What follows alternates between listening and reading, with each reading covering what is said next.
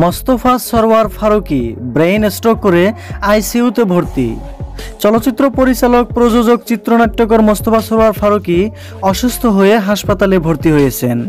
সোমবার দিবাগত রাত 1টার দিকে সামাজিক যোগাযোগ মাধ্যমে ফেসবুকে দেওয়া একটি পোস্টে বিষয়টি জানান তার স্ত্রী ও অভিনেত্রী নুসরাত ইমরোজ তিশা।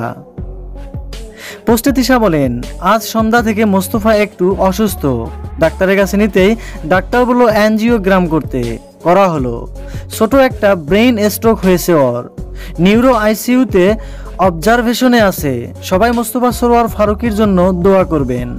তবে কোন হাসপাতালে ফারুকী চিকিৎসাধীন রয়েছেন সে বিষয়ে কোনো তথ্য জানাননি তিশা। উল্লেখযোগ্য যে সম্প্রতি ওটিটি প্ল্যাটফর্ম চরকিতে মুক্তি পায় মোস্তফা সরওয়ার ফারুকীর সামথিং লাইক অ্যান অটোবায়োগ্রাফি। প্রথমবারের মতো নির্মাণের পাশাপাশি সেটিতে অভিনয়ও করেন তিনি নিজেই, যেখানে তার সঙ্গে দেখা মিলেছে নুসরাত ইমরোজ তিশারও। সুপ্রিয় দর্শক, মোস্তফা ফারুকীর জন্য দোয়া করবেন যাতে খুব তাড়াতাড়ি সুস্থ হয়ে ওঠে।